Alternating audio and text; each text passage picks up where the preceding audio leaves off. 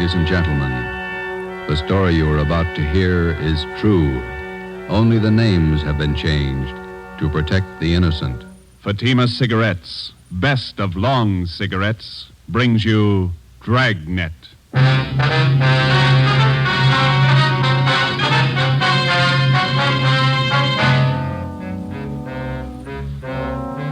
You're a detective sergeant. You're assigned to homicide detail. A vicious killer has taken the life of a 62-year-old woman. Suspicion points in only one direction. The murderer was heartless, cold-blooded. Your job, get him.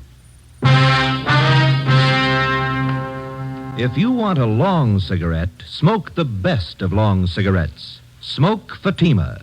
It's the long cigarette that contains an essential ingredient of all the very popular cigarettes, Turkish tobacco. That's why you see the Turkish symbols on the attractive golden yellow Fatima package. That's why Fatima has a much different, much better flavor and aroma than any other long cigarette. That's why Fatima doubles and redoubles its smokers. Yes, if you want a long cigarette, smoke the best of long cigarettes. Smoke Fatima. Dragnet, the documented drama of an actual crime. For the next 30 minutes, in cooperation with the Los Angeles Police Department, you will travel step by step on the side of the law through an actual case from official police files. From beginning to end, from crime to punishment, Dragnet is the story of your police force in action. It was Saturday, November 5th. It was foggy in Los Angeles. We were working the day watch out of homicide. My partner's Ben Romero. The boss is Ed Backstrand, chief of detectives. My name's Friday. It was 3:35 p.m. when I got to room 42. Homicide.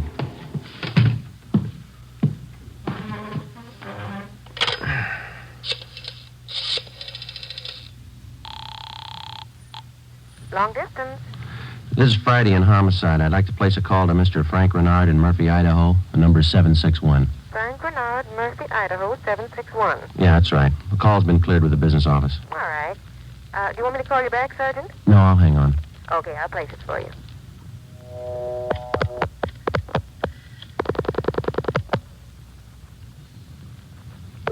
Long distance?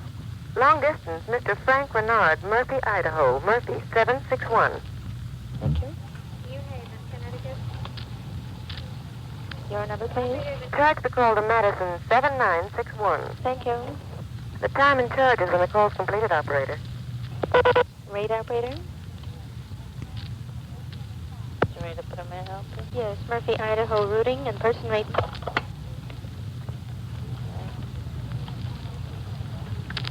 Tuesday, NAM, PA, Napa. All right.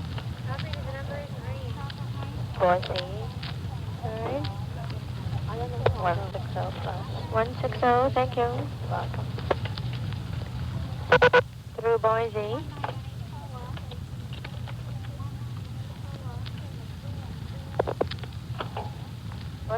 I'm calling Napa.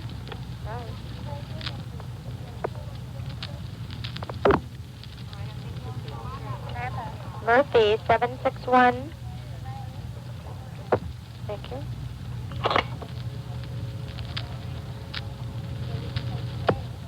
Keep ringing, 761. They're ringing the number, Sergeant. Okay, thanks.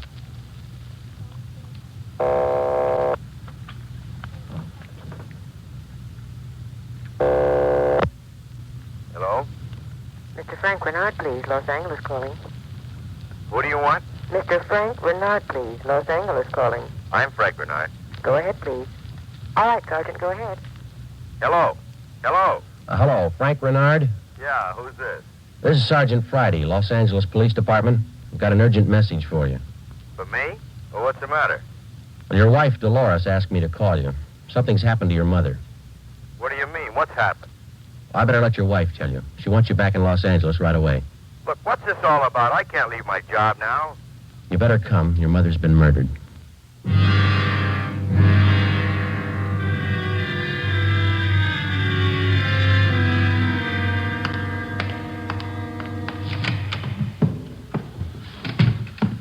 talked to the skipper, Joe. He's on his way in. That's good. Did you call my husband? Did you?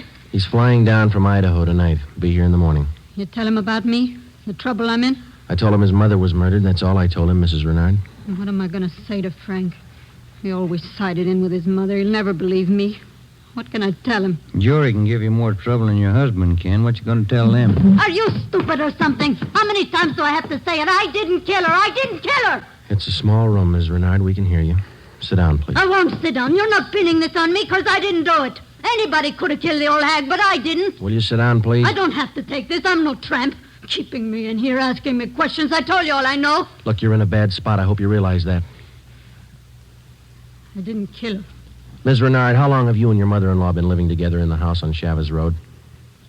Since Frank took the job up in Idaho. About 6 months. He said it'd be better for me while he was away living with her. Your neighbors told us you didn't get along very well with your mother-in-law. That's right, I didn't. She hated me, I hated her. You used to fight with her, is that right? You hit her. Only a couple of times. She called me dirty names. I hit her. She pulled me by the hair. I hated her like everything. I didn't kill her. Once more, Ms. Rinard, would you mind telling us how you spent your time since early this morning, where you went, what you did, everything? I told you already everything. Will you tell us again, please? I got up about 9:15. I had a cup of coffee and then I got dressed. The old lady was on the back porch doing the washing. What did your mother-in-law do for a living? I told you. She took in washing. After I got dressed, I left the house. About 10 minutes after 9, I went downtown to the dentist. He filled a tooth for me. This one here, you can ask him. What time did you leave the dentist's office? About 10:15, maybe 20 after. You can ask him. What'd you do after that? I walked around window shopping. Did you buy anything, talk to anybody? I told you no. What time did you get home? 12:30. I went in the bedroom. The old lady was on the floor. Blood all over. I felt her heart. It wasn't beating. Is that when you got the blood on your dress? Yeah. Now, that's all I'm going to say. 3 times I told you the same story already. And you still can't account for your time between 10:20 this morning and the time you found the body and called the police at 12:30. I told you. I left the dentist. I went window shopping. Then I walked home. And during that time, you didn't talk to anyone and no one saw you? Lots of people saw me. People on the street downtown. I'm no tramp. I don't talk to everybody. None of your neighbors saw you come home, Ms. Rinard? Of course they didn't see me. I cut across the back lot up from San Jose Avenue. I came in the back way. The lady who lives next door to you. She says she was in the backyard about noontime. She stayed there till after 1 o'clock. She didn't see you come in the back way. Then she's a liar. She's a dirty liar. You and your husband took out an insurance policy on your mother-in-law last year. Is that right, Ms. Rinard? Sure it is. What of it? $5,000? Yeah? So what? You know a man by the name of George Martino? No. You better tell the truth, Ms. Rinard. All right, so I do. He's a friend of mine. You've been running around with him since your husband's been away. None of your business. I do what I want. Your mother-in-law found out about Martino. That's what you fought about most of the time. Oh, she was crazy. He's a friend of mine, that's all. Are you telling the truth, Ms. Rinard? Martino's a boyfriend of mine. I told you, that's all. Your mother-in-law found out you were running around with him. She warned you if you didn't shake Martino, she'd write your husband. You said you'd kill her if she did. That's a lie. That's what your mother-in-law told one of the neighbor ladies. And I said it just to scare her. One night I was drinking. We had a fight. She was yapping at me all night. I said it just to scare her. But she wrote the letter anyway. And that's what she said. But I didn't kill her. You had the time, the motive, and the opportunity. It wasn't me. I didn't kill her. Interrogation room, Friday. This is Brennan, Joe. Yeah, Bill, where are you? Santa Monica. Picked up George Martino.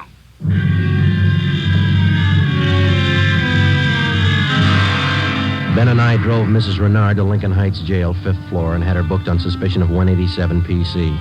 When we checked back in at the office, Brennan and Wiseman, the other 2 men on the case with Ben and I, were questioning George Martino in the interrogation room. Ben and I stood by. Martino admitted only 2 things. He had been running around with Mrs. Rinard since her husband left town, and he had heard Mrs. Rinard express a desire to do away with her mother-in-law.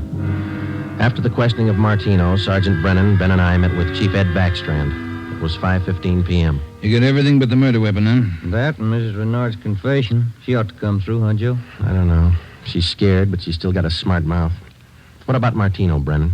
You think he had a hand in it? I don't think so. We spent most of the afternoon talking to him. He hasn't got the guts. We took a statement. And does he have an alibi? Solid. What was the cause of death? Strangulation, multiple fractures of the skull. All the motives are with Mrs. Rinard, Chief. Pretty clear-cut job. No evidence of robbery or burglary, I guess. A couple of dresser drawers in the bedroom were emptied on the floor and clothes tossed all around. Pretty obvious plan to make it look like burglary. Maybe. We found 3 $1 bills in plain sight. They were on the floor near the body. If a burglar went through the stuff, he wouldn't have missed that money. And it shouldn't be too much trouble tying it up. Shouldn't be, Skipper. Friday and Romero, you follow the case through.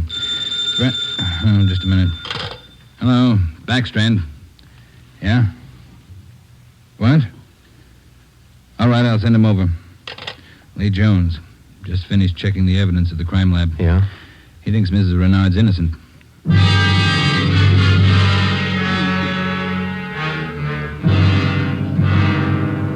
There they are, fellas. Facts don't lie. But she had every reason in the world to kill the old lady. In my book, she couldn't have killed her. All right, let's have it, Lee. How does the evidence add up? That's just it, Joe. It doesn't. Take a look. The dress Mrs. Renard was wearing when she found the body. That's it. Blood smears near the hem. 2 smears, that's all. Now, if she murdered her mother-in-law, there should be more blood on this dress, and it shouldn't be smeared. How do you mean? First of all, the manner in which the old lady was killed. Head was battered in. Must have bled profusely. No question about that. All right, go ahead. Whoever murdered the old lady must have stains all over their clothes. Here's the important part. Because of the nature of the wound, it would have stained in drops, not smears. Well, how can you tell the difference? Maybe these are drop stains on her desk. They're not. I checked them with a microscope. Only the higher ribs of the cloth are stained. The smears, nothing else. But a drop forms its own definite drop pattern and permeates the cloth, soaks in. No signs of that on her dress. Not a one. Now, here's the silk scarf the old lady was strangled with. Yeah? Here's what I found in the knot tied in the scarf. A blonde hair, wavy. Old lady had dark hair. So does Miss Renard. So does her boyfriend. That's what I mean. This blonde hair is one of 2 things that didn't belong at that murder scene. What else you got? This here. What is it, Lee? Small piece of plastic from a gun butt, I'd say. See here? Crisscross surface and a little smooth area here. Yeah? The killer could have hit the old lady with the butt of a gun. And a piece of the stock could have chipped off like this, huh? Miss Renard doesn't own a gun. Neither did her mother-in-law. Well, where does that leave us? I don't know, Joe. There's the stuff. You can't disregard it. Maybe you can explain it. Yeah. How? Well, first prove this dress isn't the one Mrs. Renard was wearing this morning. Then find the dress she did wear. We know she wore this when the dentist identified it, and so did 2 of the neighbors. That's what I mean. The dress is too clean, doesn't belong. Yeah. This blonde hair, this piece of gun butt, they don't belong either. Well, then you think she's innocent. You're looking at the evidence. What do you think? 6 p.m. Saturday, November 5th. Ben and I went back to the office and met with Brennan, Wiseman, and Ed Backstrand. The open and shut case against Mrs. Renard was up in the air, but we still weren't sure that she was innocent of the murder of her mother-in-law. Ben and I drove to the Lincoln Heights jail and interviewed the suspect again. She agreed to submit to a lie detector test. We drove back to the office, contacted Sergeant Berger, the department's polygraph man, and set up a special test for the following day. The next morning, we met with Berger and formulated a list of key questions, and then we picked up Mrs. Renard and brought her to the 3rd floor of the Old City Jail building, the polygraph room. At 10:33 a.m., the test got underway. As usual, Sergeant Berger conducted the interview alone. Backstrand, Ben, and I waited outside. Well, how about Mrs. Renard's husband? Get in town yet? He's due in around noon, Skipper. Got a smoke? Yeah. Here you are, Ed.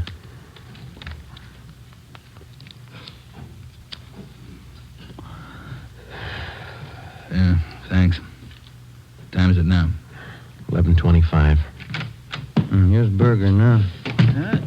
That's it, Ed. What'd you get?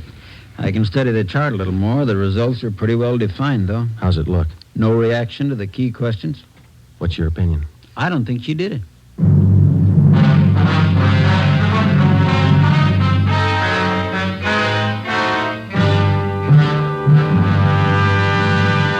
You are listening to Dragnet, authentic stories of your police force in action. And in leading magazines this week, you'll see this authentic story. Headline: Fatima's sensational growth sets a record for long cigarettes. Then you'll read the actual reasons smokers give for changing to Fatima. Fatima is different. It's mild and has a wonderful flavor. Fatima's best. These are the words of Miss Pamela Bookman of New York, where Fatima has increased its smokers 132%. Fatima tastes much better than any other long cigarette. It's the best. Says Mr. James S. Winterhalter of Detroit, where Fatima smokers have increased 348%. I like the flavor, and Fatima is mild. It's the best long cigarette. That's the statement of Mrs. Mary C. Werdeman of Los Angeles, where Fatima has increased its smokers 545%. Yes, more and more long cigarette smokers every day agree. A change to Fatima is a change to the best. Enjoy Fatima yourself. Best of long cigarettes.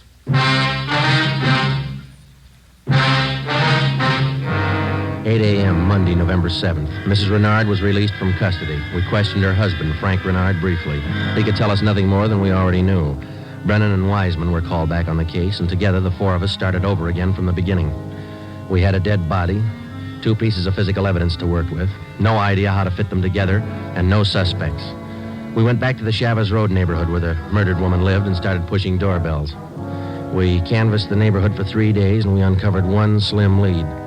He was selling magazines, officer. Went door to door, right up the street here. Young fellow. Could you describe the man for us, please? Nothing to talk about.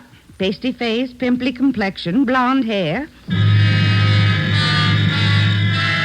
5:30 p.m. Wednesday, November the 9th. Ben and I met with Brennan and Wiseman in Ed Backstrand's office to compare notes. Together, we had more than a dozen reports of the magazine salesman's presence in the neighborhood just prior to the murder of Mrs. Renard's mother-in-law. The various descriptions of the man which we obtained from the people in the neighborhood tallied closely. About 6 feet, 170 pounds, pimply complexion, blonde hair, fast talker.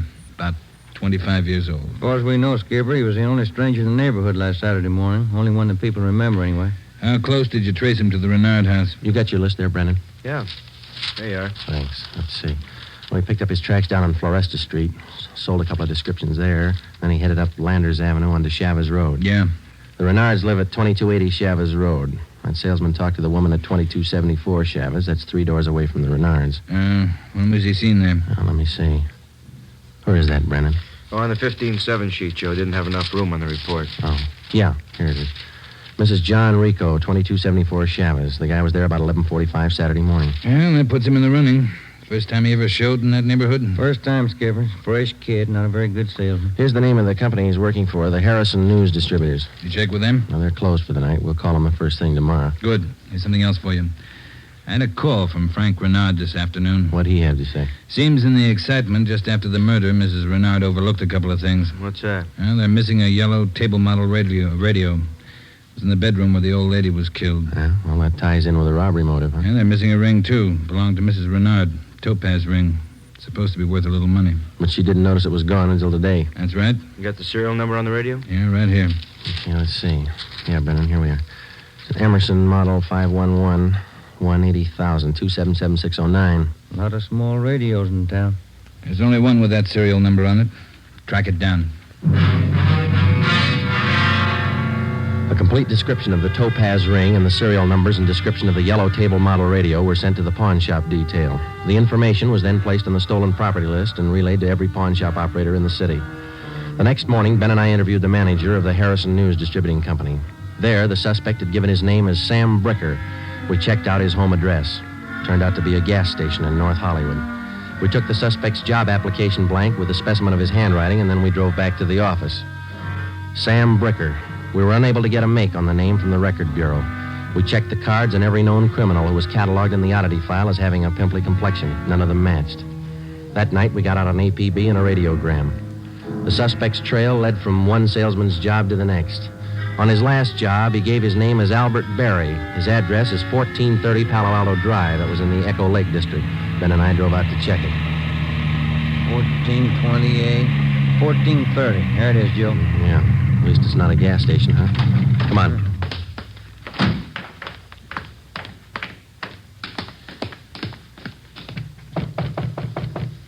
Tiresome, huh? Yeah, I could stand a change. Yes, what is it? We're looking for an Albert Brry, ma'am. Does he live here? Mr. Brry, I'm sorry. He and his wife moved 4 days ago. We identified ourselves as police officers and had the landlady, a Mrs. Catherine Hoffman, show us the apartment which Brry and his wife had occupied. It was still vacant. In one of the closets in the apartment, we found a cheap overnight bag. The lock on it was broken and one of the seams had ripped. I forgot about that old bag, and Mr. Brry told me I could throw it away. Take a look. I'm in. Yeah. How long has Brry been married? Do you know, Mrs. Hoffman? No, I don't. But the way they acted, lovey-dovey all the time, I don't think they've been together long. Hey, Joe. Look, some kind of an identification tag. Yeah, let me see. It's up here. It's a tool disc, it looks like, doesn't it? Jameson Larrabee, Pittsburgh, Pennsylvania. You're not after Mr. Barry, are you, officer? Yes, ma'am, we are. Did he leave a forwarding address? I wish he did. I'm holding 3 letters for Mrs. Barry in my apartment right now. May we see them, please? Certainly. Would you step this way, please? My apartment's just across the hall. Yes, ma'am. Would you like a bottle of beer or something? No, ma'am, thanks. Let's see. I thought I put... Yes, here they are. 3 of them, Sergeant. From her folks, I think. Mrs. Barry's from Fresno. Oh, that's good. You want to copy down this return address, ma'am? Yeah, go ahead. Okay. That's C.K. Ulrich, U-L-R-I-C-K. 525 North Lamona, Fresno. Yeah, I got it. There you are, Miss Hoffman. By the way, did the Barrys say they'd call for their mail? Mrs. Barry did. That's why I'm holding on to it. All right. Just one more question. Do you remember if Mr. and Mrs. Barry had a radio? Yes, they did. A small one. Do you remember what brand it was? No, I don't. It had a yellow case. That's all I remember. Before we left, we called Ed Backstrand, and he had an immediate stakeout placed at the apartment house in case the Barrys returned to pick up their mail. Ben and I went back to the office and placed a call to the Pittsburgh Police Department. We gave them the description and the number of the tool disc, which we'd found in Barry's old suitcase. They said they'd check with the Jameson Larrabee Company in the morning, and then they'd call us back. That night, Ben and I drove to Fresno and checked in at the police station up there. 2 officers were assigned to stake out the Ulrich home. We interviewed Mr. Ulrich, who identified himself as Albert Barry's father-in-law. He told us his daughter had married the murder suspect 8 months before, and he gave us pictures of Barry taken at the wedding. Ulrich told us that he'd catch a Santa Fe train out of Fresno the next morning. He wanted to be in Los Angeles to take his daughter home when Barry was apprehended. It was almost 2 a.m. when Ben and I left Fresno and started back for Los Angeles. We checked in at the office at 10 minutes past 8 the next morning. At 8:35, the call came through from the Pittsburgh Police Department. What did they say, Joe? It was a tool disc, all right. Jameson Larrabee Company, issued 18 months ago to one of their workers. They give a name? Albert Barry. 11 a.m. Monday, December the 5th. 1 month to the day since the 62-year-old woman had been beaten to death. The pictures of Barry and his wife, which had been taken at their wedding, were printed up in wholesale lots and distributed to all points. Mr. Ulrich, Barry's father-in-law, arrived in town and got himself a hotel room. We waited. There was no report from the stakeout at the apartment house. We checked back in at the office at 5 minutes to 1. I'll get it. Homicide, Friday. This is Mr. Ulrich, Sergeant. I just got a call from my wife in Fresno. I thought you'd want to know. What's that? The wife got a letter from Norma. They're living in South Pasadena, an apartment. You got the address there? Yes, sir. That's what the wife called about. It's 134 Norway Terrace. When was the letter mailed, do you know? Wife said it was postmarked December 3rd, day before yesterday. Get your coat on, Ulrich. We'll be right over.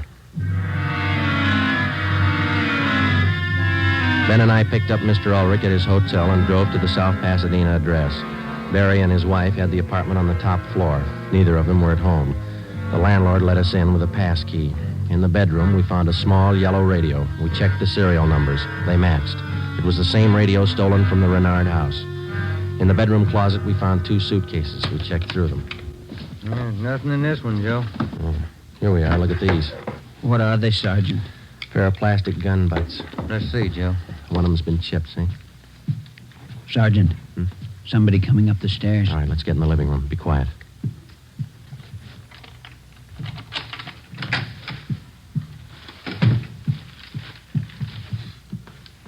Dad, what are you doing here? Who are these men? Police, Norma. They want Albert. He killed a woman. Dad. It's all right, Norma. It'll be all right. Did you know your husband killed a woman, Miss Barry? He just told me last Saturday. We've been running away for a month now. Moving all the time. I wanted to know why. So he told me. He said I was in it as much as he was. And I'm tired of running. Why did he kill her? Did he tell you that? He said he broke in the house. He didn't know anyone was home. The old woman was in the bedroom. She started to cry out. He had a gun. He hit her with it. Where's your husband now? I don't know. Said he'd come home for dinner. About 5. I bought the groceries. What time you got, Ben? 3:30. That ring you're wearing, Miss Brry, did your husband give you that? Yes, why? What kind of a stone is that? Topaz. Bert gave it to me. Why?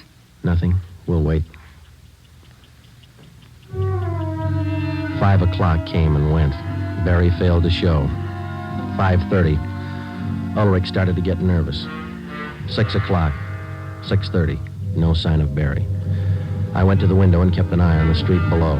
At 6:45, a light green Nash sedan pulled to a stop in front of the apartment house. A man got out and went into the main floor entrance. It's Bert. I'll let him in. All right.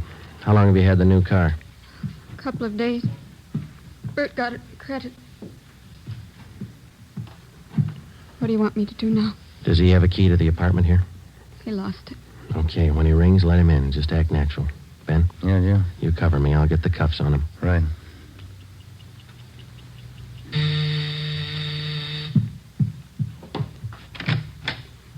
Hi, Bert. Look out, Joe! All right, drop it, Barry. Okay, Ben. Yeah, he's fast with a gun. Nice looking, isn't he, Sergeant? You'd never think he'd kill anybody. Come on, let's take him in. I love him. I still love him.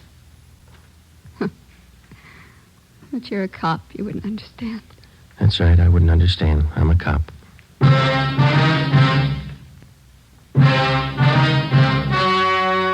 The story you have just heard was true. Only the names were changed to protect the innocent. On February 16th, 1947, trial was held in Superior Court, Department 82, City and County of Los Angeles, State of California. In a moment, the results of that trial. Earlier tonight, you heard the reports of amazing increases in Fatima smokers from New York to Los Angeles. Yes, all over the country, Fatima is doubling and redoubling its sales. And here's reason 1. Fatima is the long cigarette that contains an essential ingredient of all the very popular cigarettes, Turkish tobacco. Reason 2. Fatima has a much different, much better flavor and aroma than any other long cigarette. Reason 3. To millions of smokers, the name Fatima has always stood for the best in cigarette quality. Smoke Fatima, the best of all long cigarettes.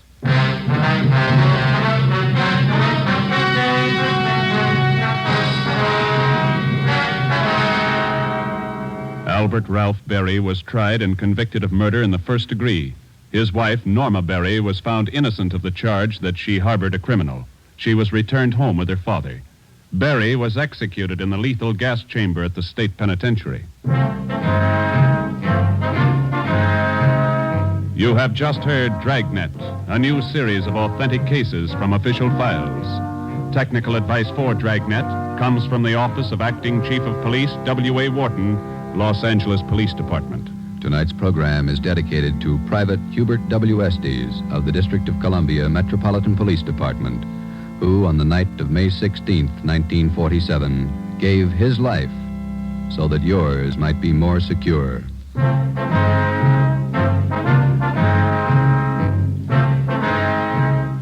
Fatima Cigarettes, best of long cigarettes, has brought you Dragnet, portion transcribed from Los Angeles. Be sure to hear songs by Morton Downey tonight on NBC.